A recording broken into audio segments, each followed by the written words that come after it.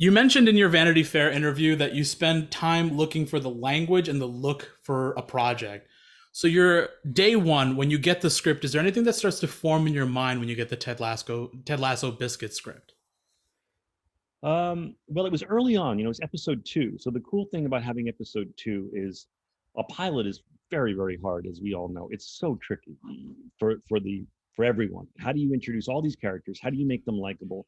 How do you set a look? How do you set a tone? How do you set the vibe of the music?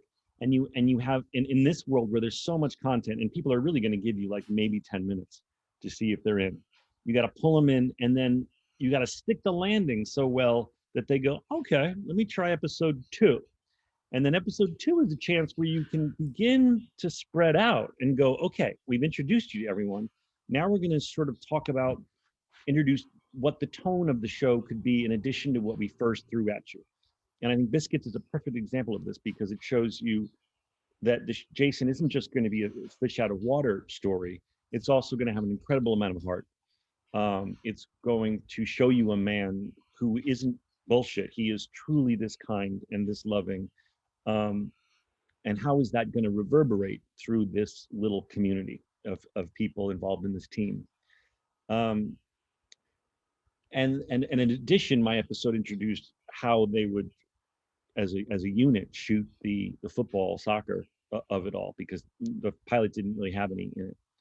So I was looking at it going, I guess my first reaction was, this is really, really funny. How the hell are they going to shoot this in 5 days? Because as a director, you read something and you go, this is amazing. This is amazing. How much time do we have? And you mentioned solos. It was the same thing with solos. I was like, this is incredible. This is incredible. Did you say 3 days? Um, so this initially came to me in 5 days, and I went to Bill and Jason and said, guys, I don't want to let you down.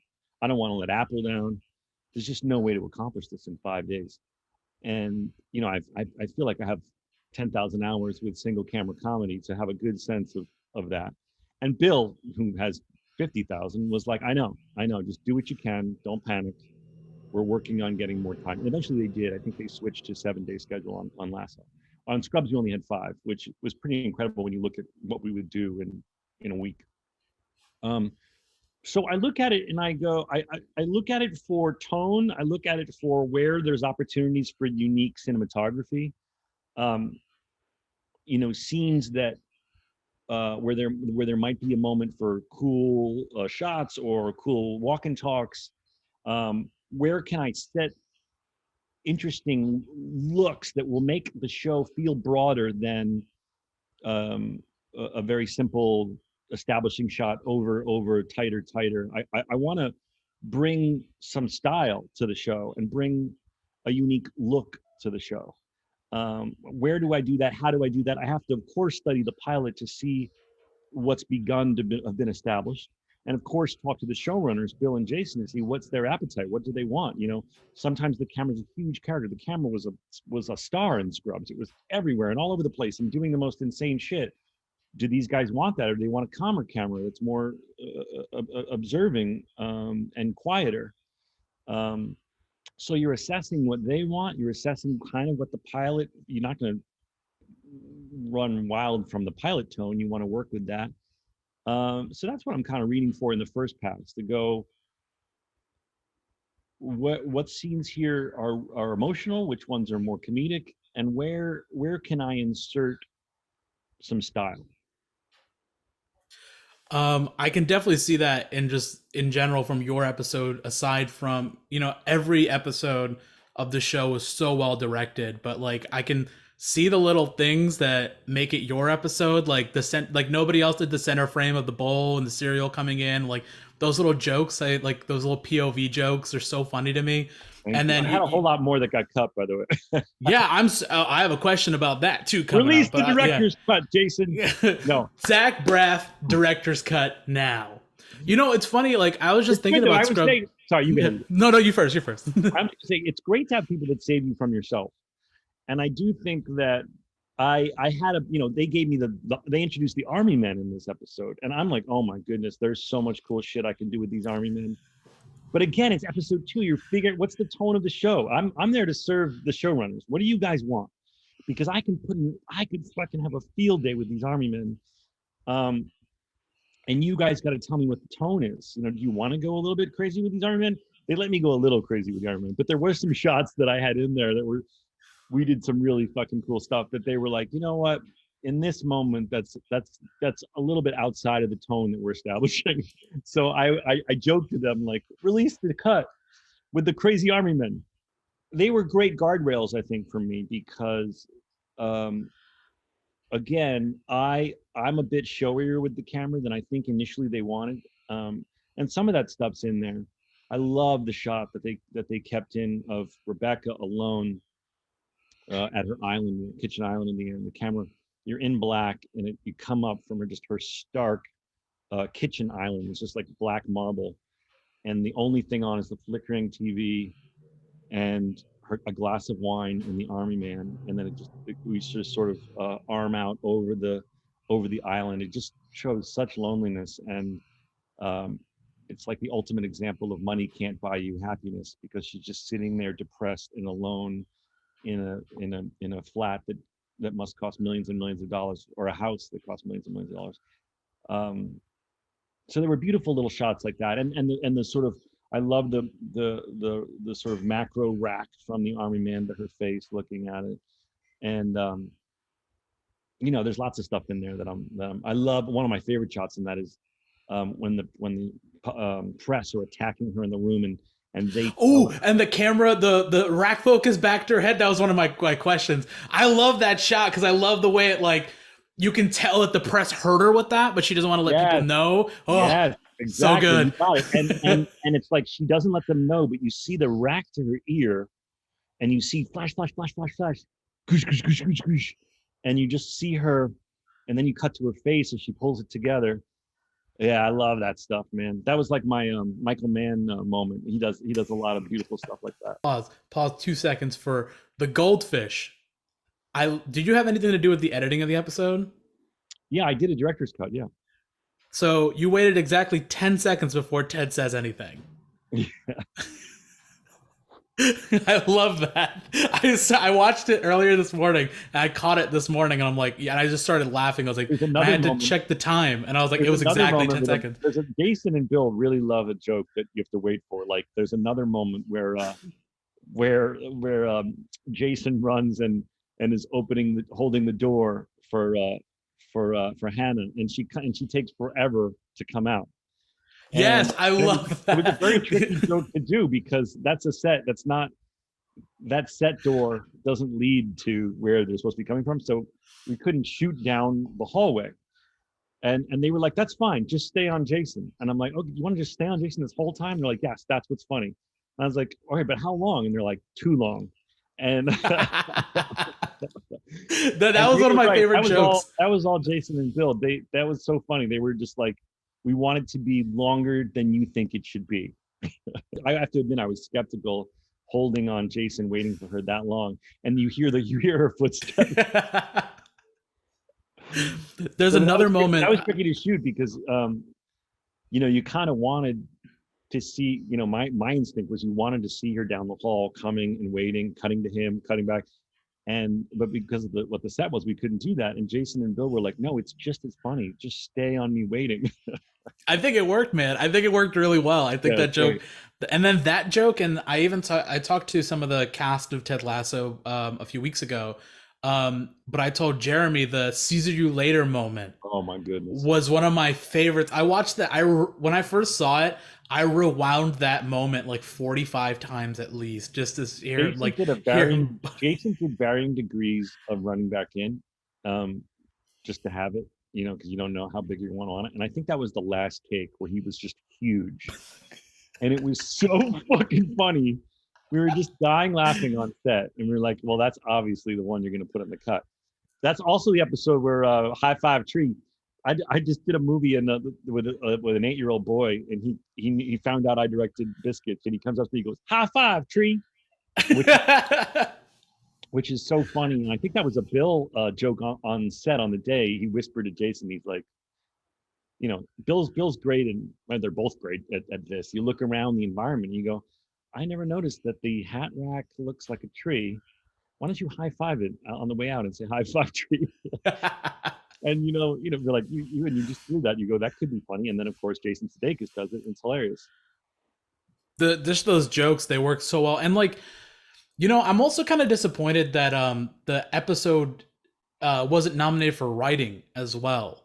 Like, because I think that it has some of the best writing I've ever like heard in a show. Like, there's like three moments I think of specifically. I don't know how much time we have. I'm sorry if this is a You're tangent, fine. but there's three moments like with the kids, right? When the kids are playing soccer, and like there's three moments we go back and forth between them. So it's the first one where Ted says the best way to get back to a man is to hit him or hit him between the legs at one point, right? Yeah. And then we cut to Rebecca, and then she's going through her arc where she's trying to figure out how to literally kick Rupert, Yeah. between the legs. And then there's the second one where she spins him around. He says, oh, like he says something like, oh, she spun me around like the Tasmanian devil. And then we cut to Rebecca again, and Rebecca is like, she's kind of getting spun around by Ted with the biscuits.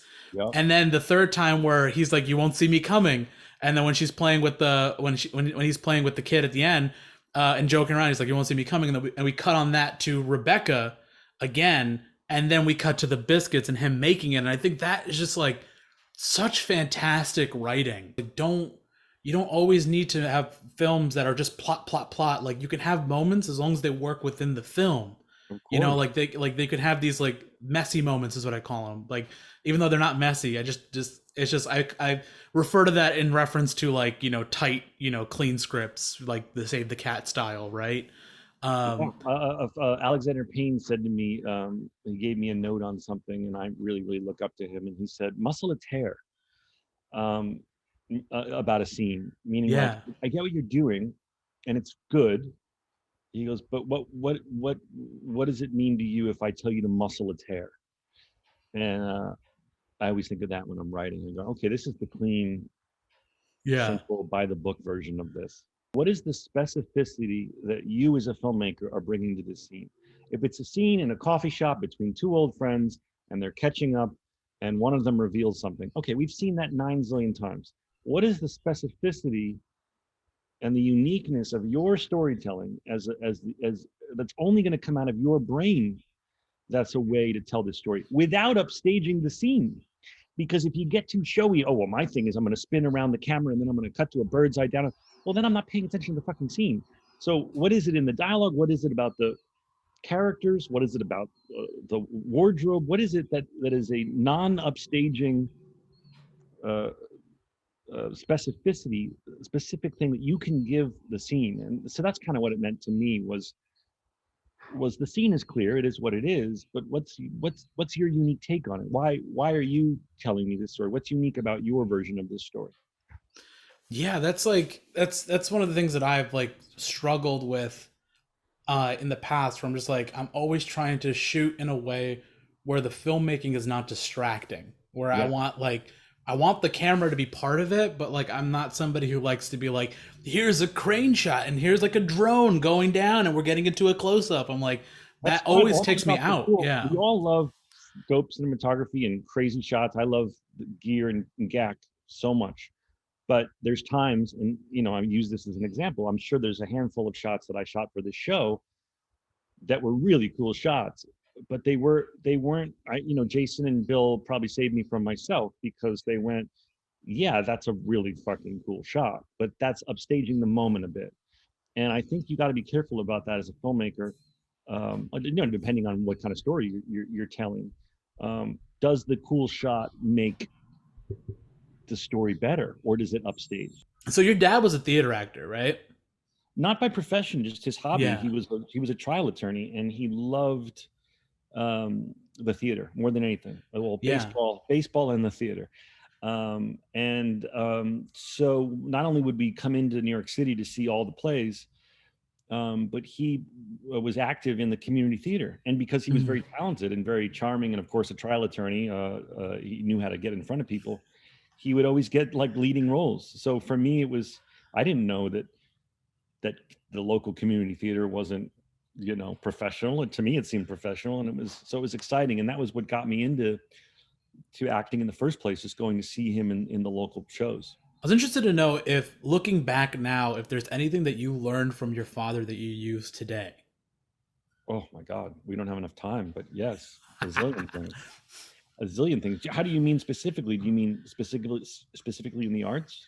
Yeah, like specifically like in the way he performed, the I way see. he used his art, or just the way, his work ethic. Like I'm curious to know like how much of that has now have you come full circle with and use So in your much. I mean, my father was. I mean, there's so many phrases that he would say that stick with me all the time, and one of them was never be afraid to pick up a broom. Meaning, when I was starting out and being a PA, like, don't be the guy who's doing the minimal amount of work. Be the guy who's picks up the broom when no one asked him to, and is showing, not just showing, but doing in front of all the people that you're going to be the hardest worker. You're not going to be going and hiding out. You're going to be the hardest worker. And I was that. I was a PA for many years when I got out of film school, and a lot of PAs would be hiding, and I was just like, I worked harder than anyone. And also another big thing, he was a big champion of not being afraid to ask questions or favors of people, in the sense that, like, you might be afraid to ask, if you're a young PA, the gaffer to explain to you what he's doing. You might be like, I'm not supposed to talk to the gaffer, but I was that guy. I'd be like, sorry to bother you, but why are you hanging that light like that? And crews universally love to share their knowledge. They love, yeah. especially to a young person, they'd be like, because they remember themselves. So in that way too, people would share their knowledge with me, and to this day, I mentioned Alexander Payne. Like, I'm a big fan of his. I thought of my father, like, let me reach out to Alexander Payne and see if he'll read my script and give me thoughts, Yeah. which of course he said yes to, which was awesome. But it's still happening to this day, of me thinking of my dad going, he's somewhere now, hopefully, and hopefully there's somewhere beautiful where he's watching the Mets and Les Miserables simultaneously. But I think of him all the time, and thinking about not being fearful of putting yourself out there, and not being afraid to get a no from someone, because you'll get lots of no's, but often you'll get a yes. You as an artist, have you learned anything on Ted Lasso that you're now going to take over into your next project? I learned, as I always learn, to um, when you make a bold choice, cover yourself um, with some protection in case you get in the edit room and the bold ass choice doesn't feel right anymore. So you want to, for example, you can do some very creative, cool Steadicam oneer, but you have to cover it in some way that you can cut in and out of it if you get screwed. For example, we had a few in Lasso that, there was a whole plot line that got cut out of my episode where they actually go on a quest to try and figure out where the biscuits are coming from, which was very, very funny. But for time, they had to cut it. So there's things where especially with single camera comedy, where you go, oh my God, this would be a really cool walk and talk, and with Steadicam, we'll do it as a oneer. That's great, but you have to make sure that you shoot some coverage, because if I get to the edit room and we're removing a whole plot line, you're screwed. So you have to give yourself a little bit of a safety net, that when you get in the edit room, you won't be painted into a corner. And I've learned that on other times too. But here with Lasso, I made sure to do that, because my experience tells me that, if Rebecca's mentioning something in a long oneer that's going to be lifted, the oneer's not usable anymore. So I have to give the showrunners some protection, and so that's something that came up in this show, that your job as a director on single camera comedy, because it's not ultimately your cut. You submit a cut, but it's up to the showrunners in this particular medium. So your job is to collect all the stuff that you think they might like, and you go, here's a really crazy shot that I think is cool, but it might be too much for you guys, and here's a really kind of elaborate oneer, you guys might not want it. You might have to cut it for time, but here it is. Here's some coverage in case you can't use it. So I think that's the assignment for the single camera director, is to put his or her stamp on it, but also to give the widest palette possible in 5 or 7 days, whatever it is, to the showrunners, so that they don't get painted into any corners.